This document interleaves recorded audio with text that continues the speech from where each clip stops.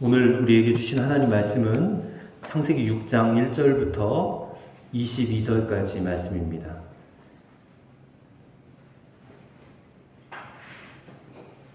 창세기 6장 1절부터 22절까지의 말씀 다 함께 한 목소리로 같이 읽어보도록 하겠습니다. 사람이 땅 위에 번성하기 시작할 때에 그들에게서 딸들이 나니 하나님의 아들들이 사람의 딸들의 아름다움을 보고 자기들이 좋아하는 모든 여자를 아내로 삼는지라. 여호와께서 이르시되 나의 영이 영원히 사람과 함께하지 아니하리니 이는 그들이 육신이 됨이라. 그러나 그들의 날은 120년이 되리라 하시니라. 당시에 땅에는 네피림이 있었고 그 후에도 하나님의 아들들이 사람의 딸들에게로 들어와 자식을 낳았으니 그들은 용사라 고대의 명성이 있는 사람들이었더라. 여호와께서 사람의 죄악이 세상에 가득함과 그의 마음으로 생각하는 모든 계획이 항상 악할 뿐임을 보시고 땅 위에 사람 지으셨음을 한탄하사 마음에 근심하시고 이르시되 내가 창조한 사람을 내가 지면에서 쓸어버리되 사람으로부터 가축과 기는 것과 공중의 새까지 그리하리니 이는 내가 그것들을 지었음을 한탄함이니라 하시니라. 그러나 노아는 여호와께 은혜를 입었더라. 이것이 노아의 조건이라. 노아는 의인이요 당대 완전한 자라.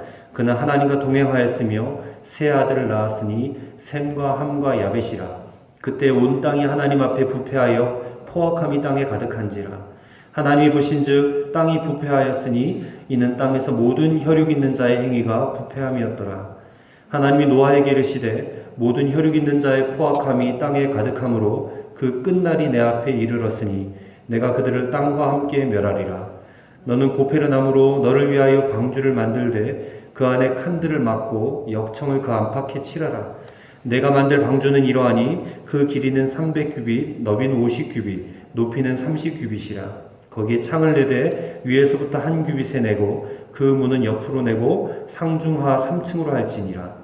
내가 홍수를 땅에 일으켜 물을 생명의 기운이 있는 모든 육체를 천하에서 멸절하리니 땅에 있는 것들이 다 죽으리라.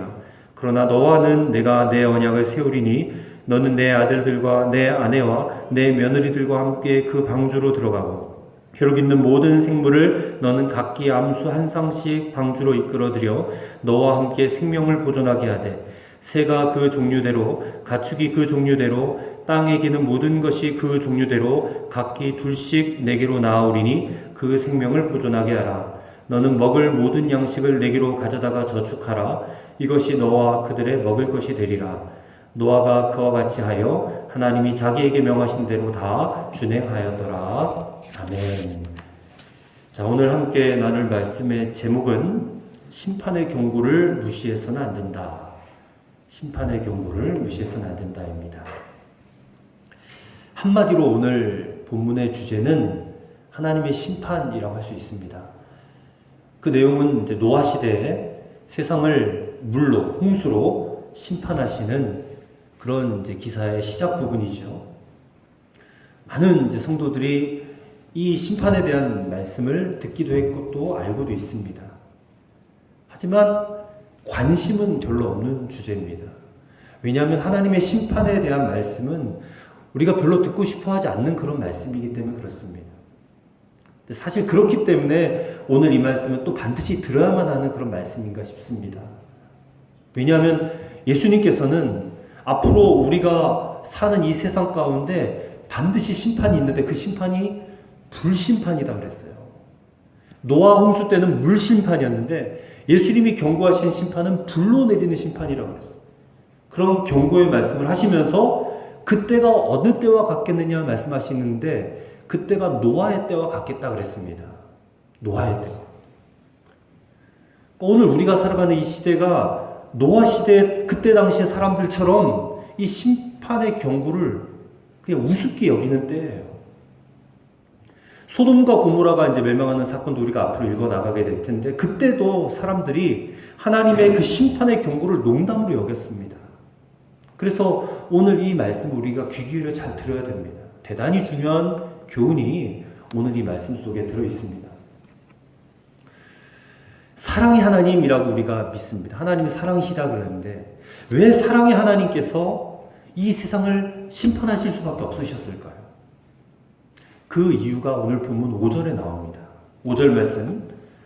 여호와께서 사람의 죄악이 세상에 가득함과 그의 마음으로 생각하는 모든 계획이 항상 악할 뿐임을 보시고, 그 이유가 무엇입니까? 노아 당시 세상 사람들이 생각하는 것마다 악하고 하는 일마다 다 죄였기 때문이었다는 거예요. 하나님의 심판은 바로 이와 같은 때에 임하게 된다는 것입니다.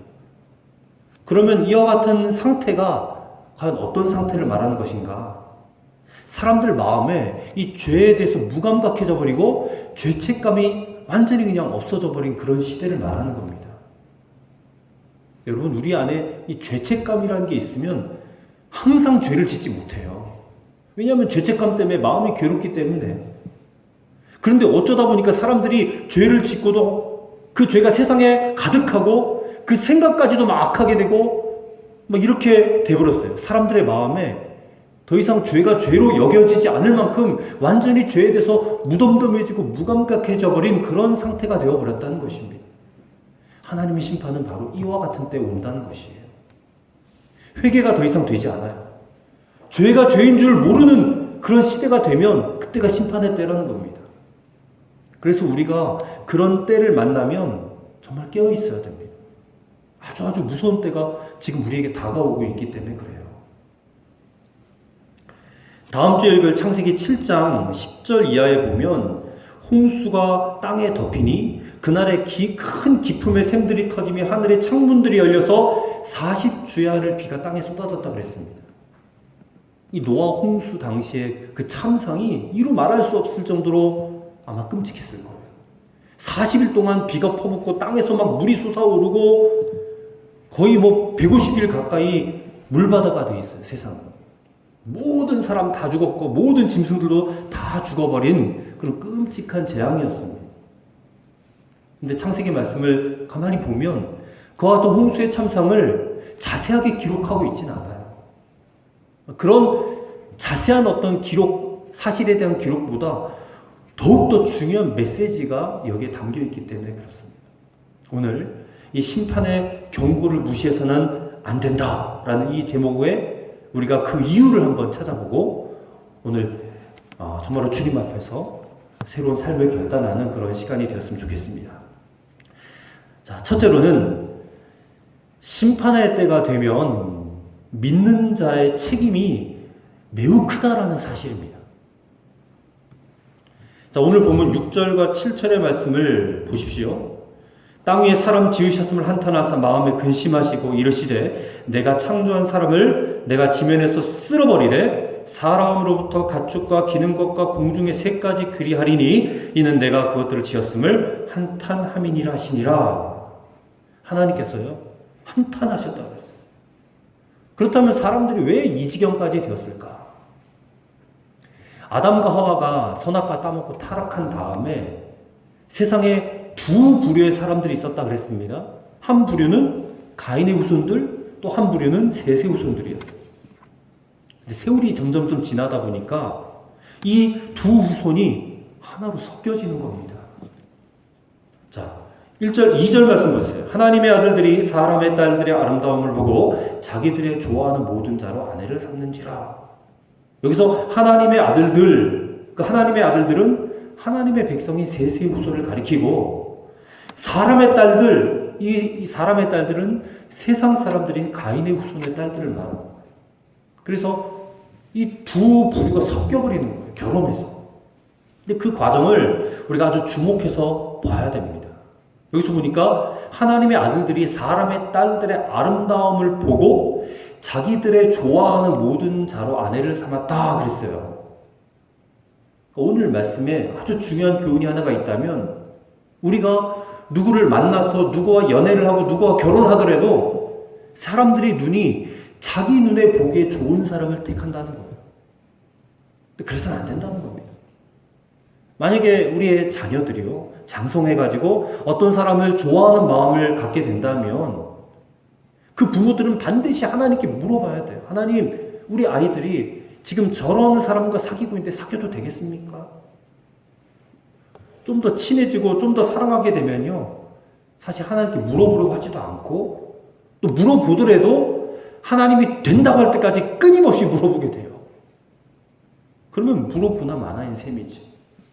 하나님의 자녀들은 내 눈에 보기에 좋은 사람 택해서 결혼하는 것이 절대 원칙이 아닙니다. 거기 하나님의 허락이 반드시 있어야 돼요.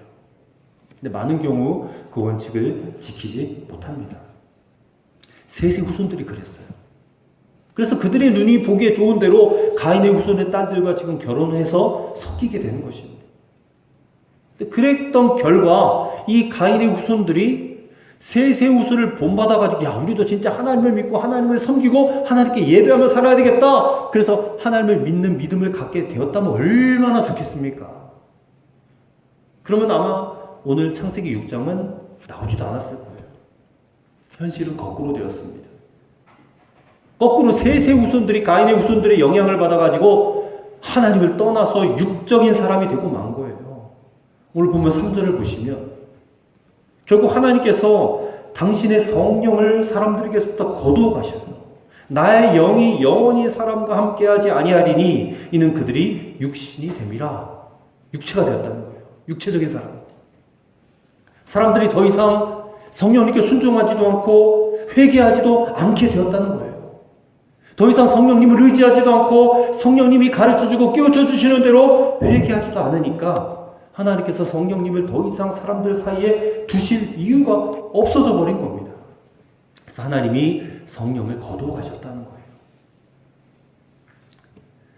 그 후에 성령님이 다시 사람들에게 임하신 사건이 오순절 마가의 다락방에서 120명의 제자들이 기도할 때 그때 성령님이 다시 오신 거예요. 그래서 오늘 우리 가운데 성령님이 지금 거하고 계시잖아요. 보십시오. 여기에 하나님의 심판에 있어서 이 셋의 후손들의 책임이 얼마나 큰가 이것을 우리가 반드시 알아야 됩니다. 노아의 홍수는 이미 일어나 버린 사건이에요. 근데 그 노아 홍수 심판의 책임이 누구냐? 가인의 후손들이 아니라 셋의 후손들에게 있었다는 겁니다. 셋의 후손들마저도 하나님을 알지 못하는 세상 사람들처럼 되어버리고 마니까 이 죄가 죄인 줄도 모르고 분별도 하지 못하는 그런 상태에 이르고 마니까 할 수 없이 하나님께서 세상을 물로 심판해서 가인의 후손, 셋의 후손 다 죽여버리시고 오직 노아의 가족만 살려서 다시 그 후손을 통해서 하나님 믿는 믿음을 지켜나가도록 하시는 것입니다. 하나님 심판은 죄가 많아서 그런 것보다는 하나님의 사람들이 이 셋의 후손들이 타락해버려가지고 더 이상 죄를 죄로 여기지 못하는 그런 심각한 상태에 이르렀기 때문이라는 사실을 우리가 깨닫고 오늘 우리가 다시 셋의 후손으로 노아의 후손으로 우리가 살아가고 있는데 우리는 정말로 이와 같은 책임질 일을 하지 않는 그런 저와 여러분이 되었으면 좋겠습니다. 그 다음에 두 번째로는 언급했지만 죄를 죄로 여기지 않게 될 때 그만큼 마음이 무뎌질 때에 심판이 오게 된다는 사실이에요. 그럼 우리가 여기서 질문을 할 수가 있습니다. 아무리 사람이 악해져도 그렇지 정말 죄를 죄로 여기지 않을 수 있게 될 수 있을까? 그래도 우리에게 양심이라는 게 있는데 자기가 죄를 짓고도 그 죄를 모를 수가 있게 될까? 그런 의문이 들지만 있습니다. 예를 들어봐요. 우리가 운전을 하다 보면 교통신호 가끔 어기잖아요. 그 교통신호를 어겼다고 해서 죄로 여깁니까? 빨간불이 딱 켜졌는데 쑥 지나간 적은 없습니까? 우리가 교통신호 안 지킨 것은 죄잖아요. 분명히 죄입니다. 다만 교통순경한테 걸리지 않았을 뿐이죠. 그렇다면 그 교통신호를 어긴 것 때문에 하나님 앞에 나와서 그 죄를 회개하셨습니까? 해본 적 있습니까? 근데 그것을 죄로 여긴다면 하나님 앞에 회개를 했을 거예요. 근데 죄로 여기지 않는다면 회개할 마음이 생기지 않는 겁니다. 그러니까 실제적인 예를 들었는데 무서운 현상이에요, 사실 그게. 우리가 정말 두려워할 것은 아무리 작은 죄라도 그 죄를 짓고도 마음에 아무런 찔림이 없는 상태가 되어버렸다는 거예요. 그 상태가 계속해서 반복되어져 가고 계속해서 우리 마음이 점점점 무뎌지게 된다면 그게 심판받을 상태가 된다는 것입니다. 교통신호를 어기고도 아무런 죄책감을 느끼지 못한다면 얼마든지 다른 법들도 어기고도 죄책감이 없어지는 거예요. 한 3년 전인가요? 인천의 한 어린이집에서 있었던 사건이 있었습니다. 그때 뉴스를 보고 저는 경악을 금치 못했습니다. 그 어린이집 CCTV 동영상이 딱 찍혀 있는데 한 3, 4살 정도 되는 어린아이예요. 근데 그 어린아이의 머리를 그냥 팍 후려치는 그런 교사의 모습을 보았어요. 저도 모르게 막 그 장면 보면서 와! 이렇게 막 놀랐습니다. 세상에 어쩌다가 이 지경이 되었는가 한탄하다가 그 폭행을 당한 그 아이가 불쌍하기도 하고 그리고 그 교사에 대해서 분노가 치밀었어요. 근데 그 교사가 자신의 폭행은 인정을 하지만 폭행은 딱 한 번뿐이었고 아이를 때린 것도 훈육 차원에서 그랬다 그렇게 변명을 하는 겁니다. 보십시오. 그 교사는 지금 자신이 범한 그 행동을 죄로 여기지 않고 그저 교육의 일환으로 정당화시킬 정도로 마음에 아무런 찔림도 없는 그런 상태가 되고 만 거예요. 어떤 사람들은 두 눈 똑바로 뜨고 이렇게 항변을 하기도 합니다. 목사님, 어떻게 죄 안 짓고 살 수 있어요? 어떻게 거짓말도 안 하고 살 수 있어요? 이 세상 살면서 이만큼의 거짓말은 필요하다는 거예요. 선의의 거짓말. 근데 말입니다. 거짓말도 어쩔 수 없이 이렇게 자꾸 나오게 된다는 것하고 거짓말도 안 하고 어떻게 살 수 있느냐 하고 이건 완전히 다른 태도 아닙니까?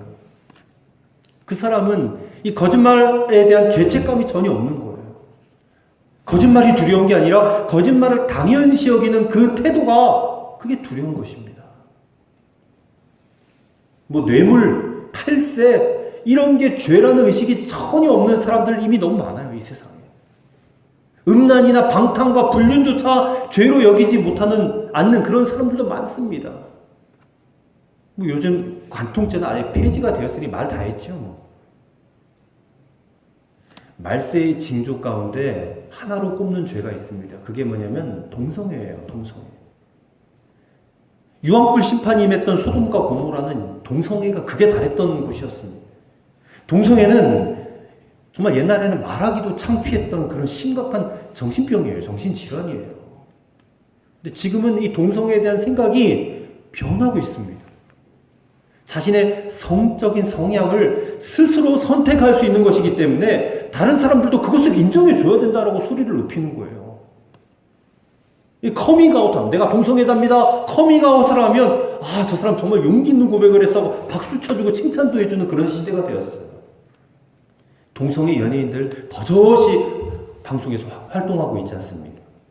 그리고 그가 가진 그런 어떤 동성애적인 성향이 막 사람을 웃기는 예능의 소재가 되기도 하더라고요.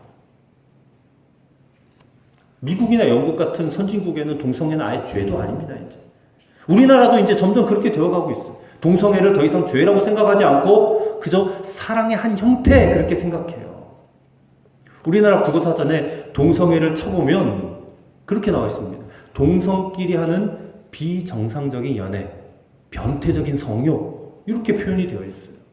그런데 우리나라 국가인권위원회에서요. 그 사전에 기록되어 있는 것이 이 동성애를 차별하는 시각으로 정의를 했다. 그래서 다 바꾸라고 개정하라고 했다고 하는 거예요. 그리고 앞으로 이제 공개적인 자리에서 동성애를 죄악시해버리면 벌금을 내리겠다. 그런 차별금지법이라는 것을 통과시키려고 준비를 하다가 무산되기도 했죠. 근데 그건 결국엔 통과될 법이에요. 언젠가는. 이 자리에서 목사가 이제 동성애는 죄입니다라고 말하면 벌금 때릴 거예요. 저한테. 그런 날이 온다는 것입니다. 우리는 늘 이 자리에서 살다 보니까 이 변화를 예민하게 잘 못 느끼지만 이게 10년, 20년, 30년 이렇게 딱딱딱 끊어서 생각을 해보면 엄청나게 변화가 되고 있는 겁니다. 죄를 죄로 여기지 않게 되는 그런 방향으로 세상이 엄청나게 변해가고 있다는 거예요. 성경을 보면 성경 창세기부터 계시록까지 쭉 살펴보면 심판이 군데군데마다 있는데 그때마다 어떤 때가 그 심판이 임했느냐 죄를 죄로 여기지 않는 그 순간에 이 심판들이 임했습니다. 개인적인 심판도 그랬고요. 또 국가적인 심판도 그랬습니다. 이것이 바로 오늘 본문이 우리에게 가르쳐주고 있는 아주 강력한 경고의 메시지라는 거예요. 어느 성도 네 분이 부부싸움을 했습니다. 근데 얼마나 서로를 미워하는지 목사님 앞에 상담을 왔어요. 목사님이 권면해 주시는 말은 성경 말씀으로 권면해야죠. 그래도 부부간에 좀 애쓰고 참고 인내하고 용서하고 사랑하며 살아야죠. 그렇게 권면을 했는데 더 화를 내는 겁니다. 더 화를. 아예 그냥 하나님 말씀 들을 생각조차 없는 거예요. 그게 무서운 상태라는 겁니다. 어떤 성도는 돈을 버는데 눈이 멀어버렸어요. 그 욕심이 얼마나 커져버렸는지 어지간한 그냥 탈법은 죄로 여기지도 않아요. 그게 무서운 겁니다.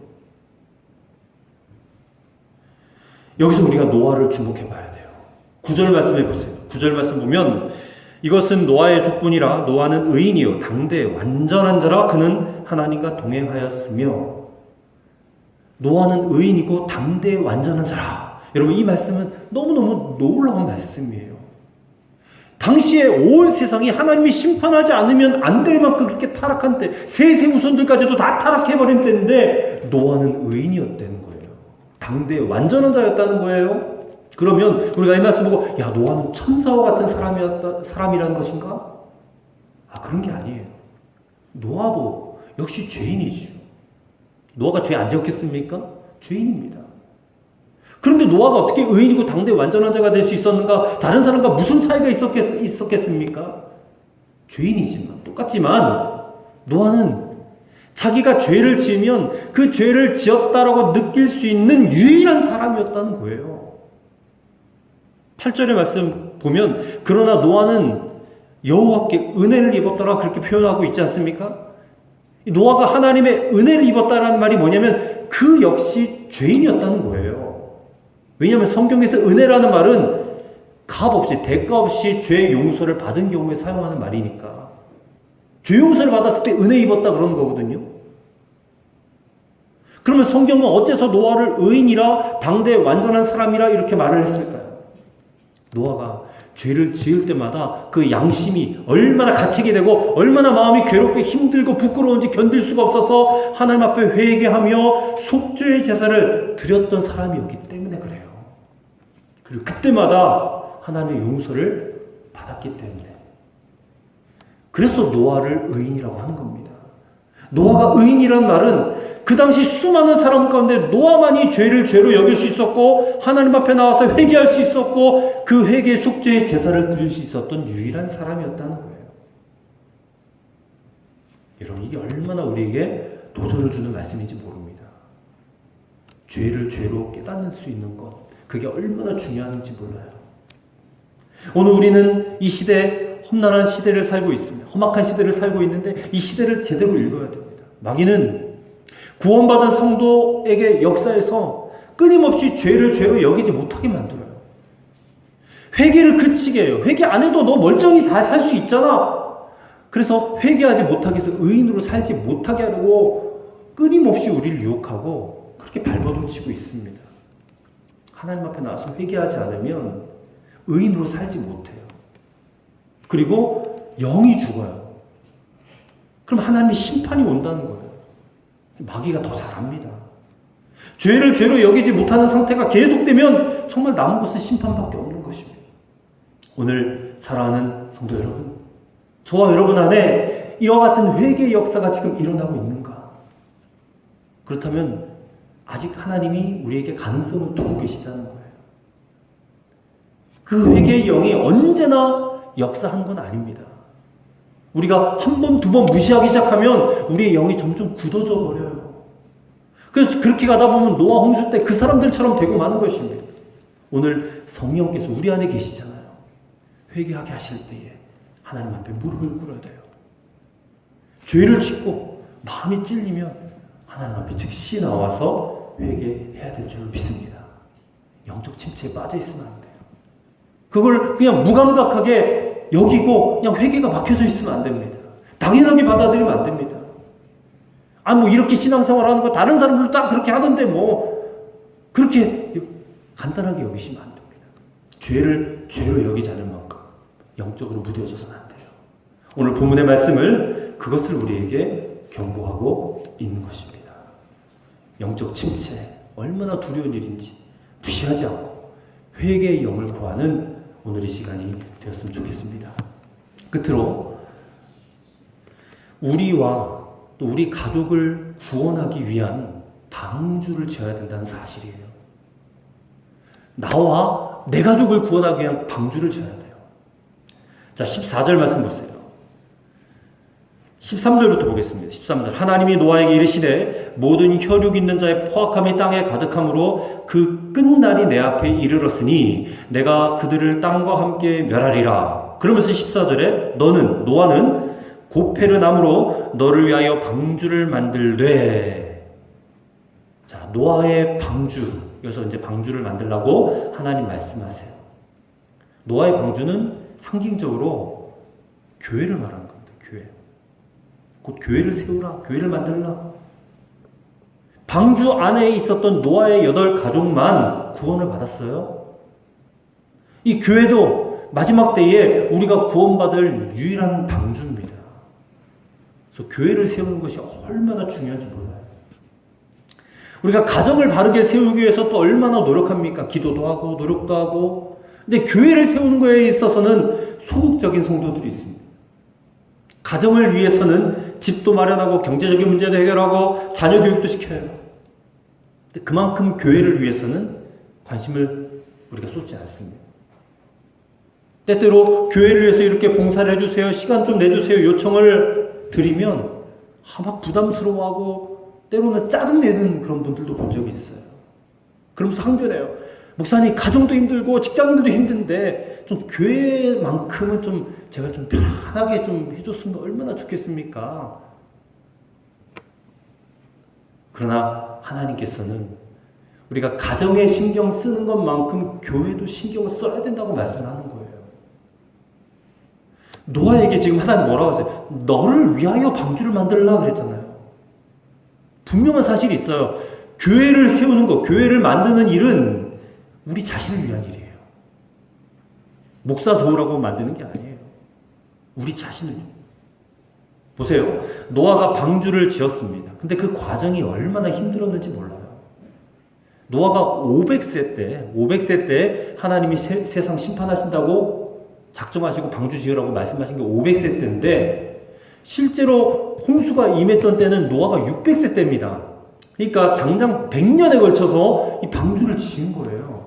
그래 얼마나 이게 방주 지는 게 어려웠겠습니까? 하지만 그 방주를 노아가 지었기 때문에 노아와 그 가족이 홍수 심판에서 구원을 받았습니다. 이처럼 하나님께서 오늘 우리에게 너희는 너를 위하여 교회를 세워라. 그 교회에 충성하고 그 교회를 섬기라 하시는 것도 우리 자신, 나와 우리 가족을 위한 것이에요.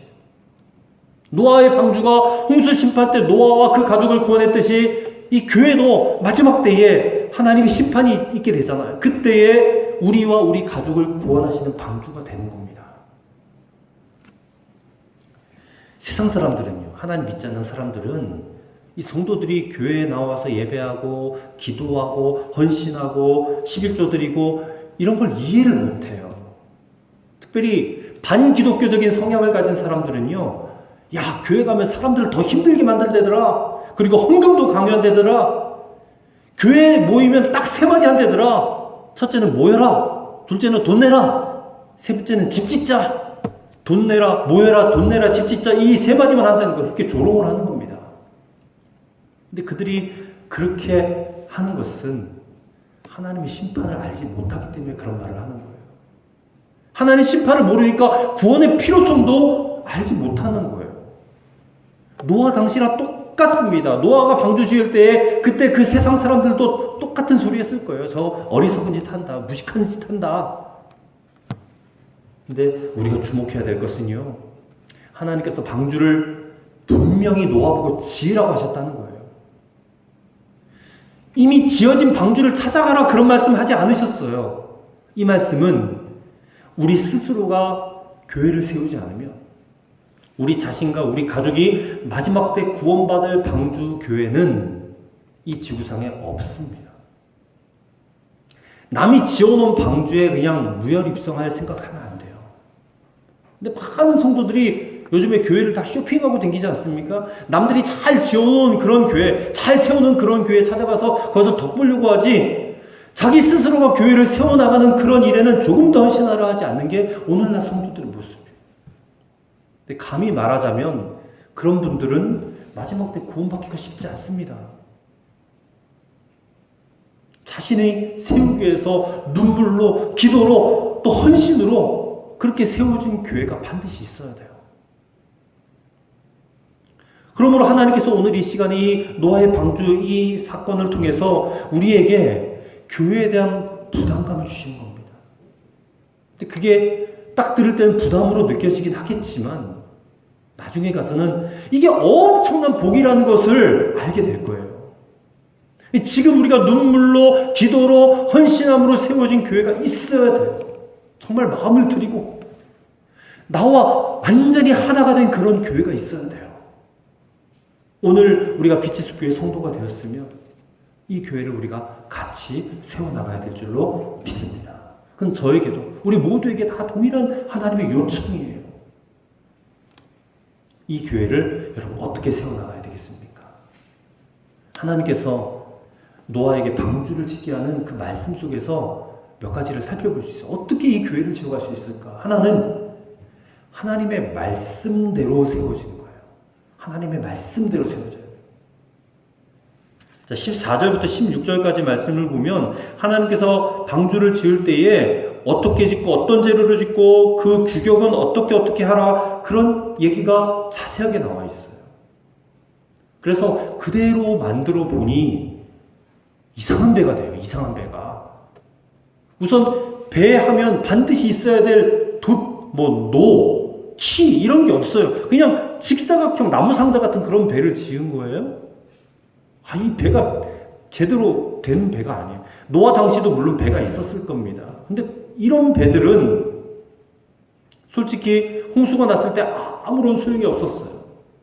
홍수가 나면 다 깨어지고 뒤집혀지고 가라앉고 말았을 것입니다. 홍수를 견디지를 못해요. 근데 오직 하나님의 말씀대로 만든 노아의 방주만이 안전했단 말이에요. 다른 배들은 다 깨어지고. 이게요, 우리가 교회를 세울 때도 명심해야 될 교훈입니다.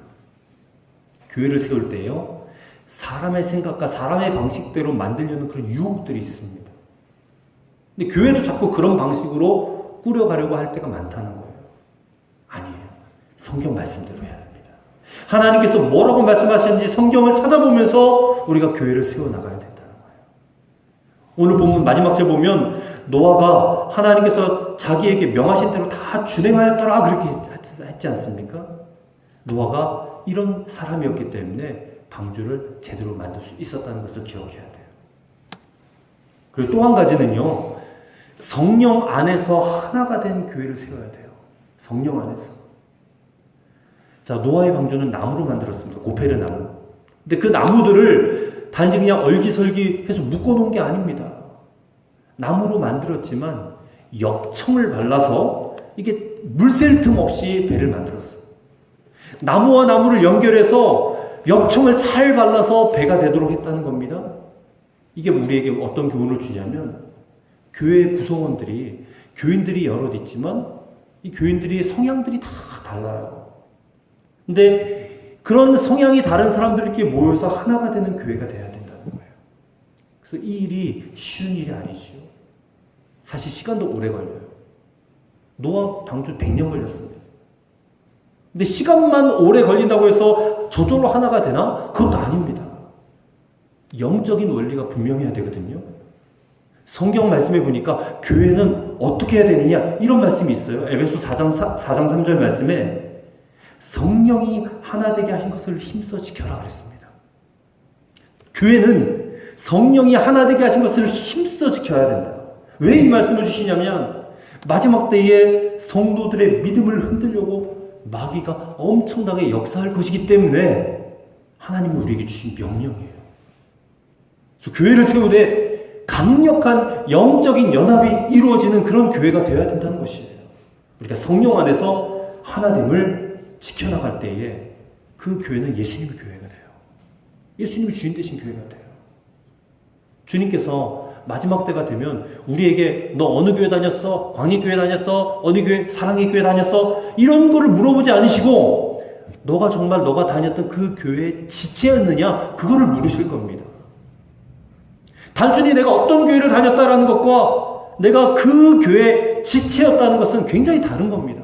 그 교회가 대형교회든 소형교회든 개척교회든 교회의 지체는요, 그 교회에 나타나지 않으면 당장 표시가 나고 문제가 되는 그런 거예요.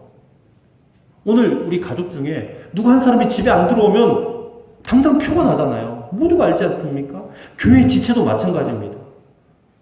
오늘 교회에 내가 나오지 않으면 다른 사람들이 저 사람이 안 나왔네 하고 걱정하고 또 염려해주는 그런 교회가 돼야 되는데 내가 오든지 안 오든지 상관도 안 하고 표시가 뭐 이게 나든지 말든지 그런 교회가 되면 안 된다는 거예요. 마지막 때는 우리가 지체가 된 교회가 돼야 돼요. 지체가. 옆에서 붙잡아 줄 수 있는 그런 교회가 돼야 돼요. 일단 마지막 하나 더 말씀드리면 전도와 선교의 사명을 최우선시하는 그런 교회로 세워야 된다는 겁니다. 노아가 방주 만들면서 사람들에게 전도했을까요? 안 했을까요? 분명히 했을 겁니다. 분명히 하나님께서 홍수로 이 땅을 심판한다고 하셨으니까 방주로 오셔서 나와 같이 방주를 만들고 그 안에서 구원받읍시다 그 얘기 했을 거예요. 분명히. 오늘 우리도 마찬가지라는 겁니다. 우리가 세운 이 교회 정말로 이 지역 사람들에게 하나님의 마지막 그 심판 때 구원하기 위해서 이 교회를 세워놓은 거예요. 그래서 우리가 복음을 전하고 또 복음을 바르게 가르치는 것도 중요해요. 그러지 않으면 이 교회가 세워지지가 않는 것입니다. 교회가 전도하고 선교하는 일에 최우선을 두지 않으면 이미 구원의 방주가 될 수가 없는 거죠. 오늘 우리 교회가 가장 경계해야 될 것은 전도의 열정이 식어버리는 거예요. 정신을 바짝 차려서 전도에 대한 열정과 선교에 대한 열심이 가장 우선적 관심이 되도록 우리가 지켜야 될 책임이 있다는 것입니다. 그래서 우리가 그렇게 함께 교회를 세워나가는 것이 바로 우리가 살 길, 우리가 구원받을 길이고 우리 후손들이 구원받을 길이에요. 여러분 가정이 아무리 넉넉하고 든든해도 이 교회가 든든히 서 있지 못하면 영적 위기가 올 때에 그 가정 지킬 수가 없습니다. 사랑하는 성도 여러분, 오늘날 많은 한국교회 성도들이 교회를 쇼핑하고 돌아다니고 물론 한 교회에서 은혜 받지 못하고 어떤 시험거리가 있어서 더 이상 그 교회에 뿌리낼 수 없을 때에 교회를 옮길 수도 있겠지만 근데 그게 습관이 되다 보니까 조금 만족하지만 또 다른 교회 가버리고 또 거기서 만족하지 못하면 금방 또 다른 교회 옮겨버리고 쇼핑족이 돼버리는 거예요. 근데 그거는 정말 경계해야 될 자세입니다. 그런 마음 상태로는 마지막 때 구원받기가 쉽지가 않아요. 교회를 쇼핑하려는 마음으로는 안 된다는 겁니다. 그 마음을 버리고 지금 오늘 내가 섬기는 이 교회가 나의 마지막 교회다. 그렇게 여기고 한 걸음 더 교회 안으로 들어와서 한 사람 한 사람의 힘을 모아서 교회를 튼튼하게 세워나가는 그런 저와 여러분이 되었으면 좋겠습니다. 기도하겠습니다. 하나님, 지금 우리가 살고 있는 이 시대는 더 이상 죄를 죄로 여기지 않는 그런 상태에 빠져버리고 말았음을 우리가 보고 있습니다. 하나님, 우리 스스로도 자꾸만 세상에 물들어가고 있는 건 아닌지, 때로는 그렇게 물들어서 죄를 죄로 여기지 않는 그런 심각한 상태에 우리가 치주어버리는 건 아닌지 스스로를 돌아보게 하여 주시옵소서. 우리 속에 이제는 진정한 회개가 있기 원합니다. 주님과의 교제가 있기 원하고 성도들과의 관계성 속에서 거룩한 교제의 기쁨이 있게 하여 주시옵소서. 우리의 삶 속에 눈을 열어주시사 하나님의 영으로 인도함을 받게 하시고 우리 자신과 우리 가정과 우리 후손들을 구원하는 구원의 방주를 세워나가는 하나님의 사람들 되게 하여 주시옵소서. 예수 그리스도 이름으로 기도하옵나이다. 아멘.